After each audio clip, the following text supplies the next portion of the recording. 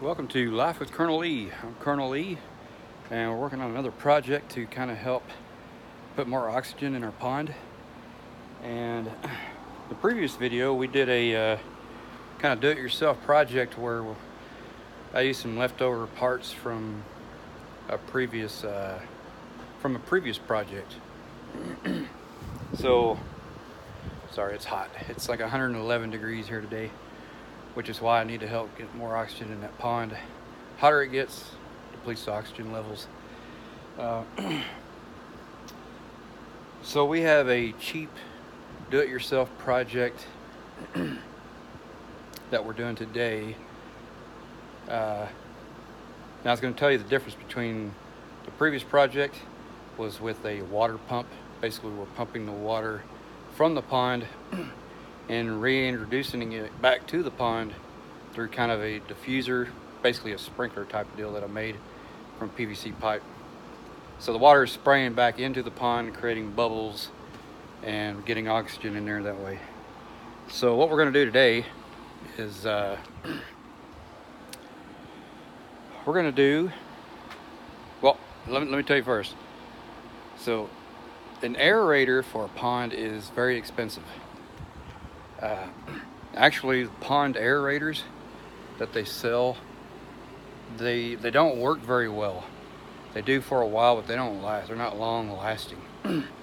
So what people are doing are buying the septic aerators, right, to go into the septic system. Is those have to be able to work 24/7, you know, for many years. So, and those are about $400 for the size that I need for my pond. And I don't want to spend $400. I do like having fish in my pond, so I come up with a cheaper solution, and we'll check back later too and see how it's working once we get the project finished. Ooh, it's hot. All right, so let me turn the camera around and we'll show you what we're working with here. Okay, so we have a cheap leaf blower that I bought from Walmart for $29, and it comes with another section of this section here to kind of narrow the air that's coming out, you know. But I want to stay away from that part. Main thing I was looking for was more roundness, which it's almost round. It's a little oval, but then I went and bought this. This is a rubber union for either steel or PVC pipe. It's 2-inch.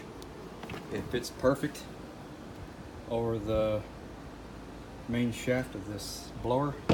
And then I have 2-inch PVC pipe, which you see right here. And then, which I already had this from a previous project. And the only things I went out and bought for this project is the leaf blower. It was $29 at Walmart. I did pay the $2 for replacement. So if it burns up, you know, if I burn it up doing what I'm doing, let's go get another one, you know. And I want to pay $2 for it. So I already had the 2-inch cap, because you're going to need a cap for this project. And then I went and bought a 45. I did not have a 45 on hand. So our goal is to,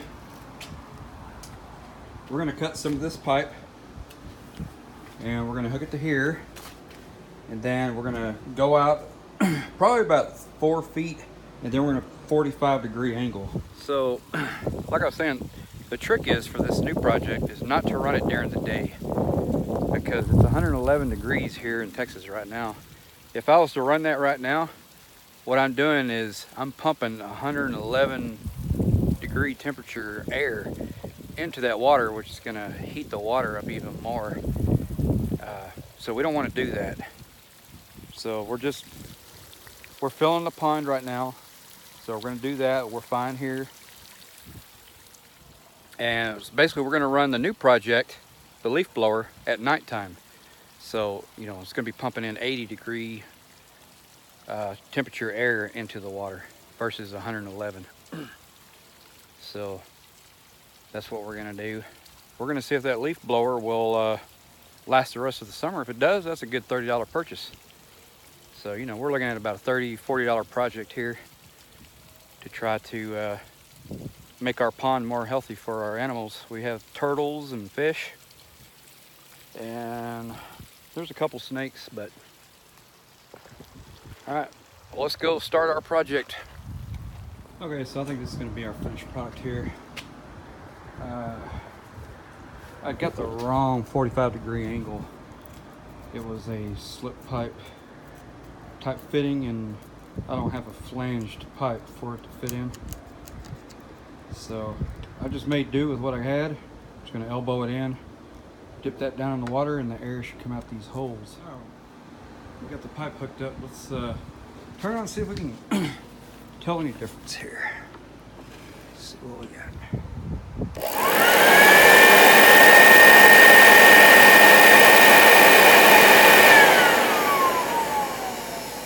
Sounds like it might be a little bit higher sound.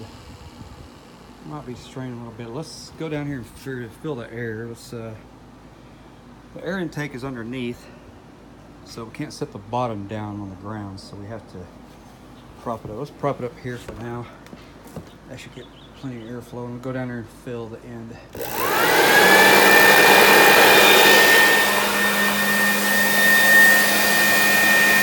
Lots of air.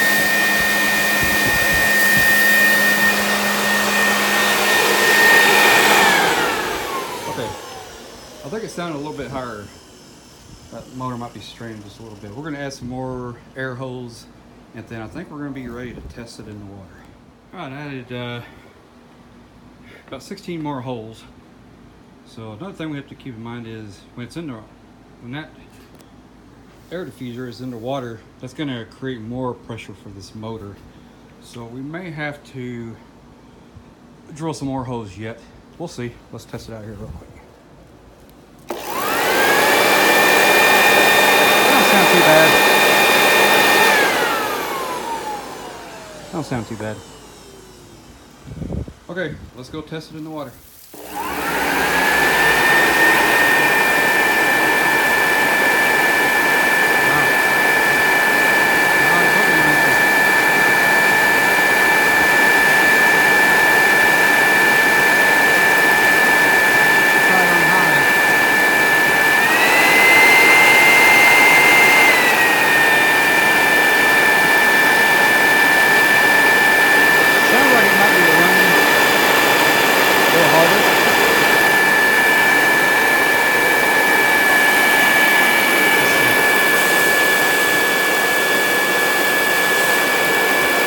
Actually, it sounds about the same in and out of the water.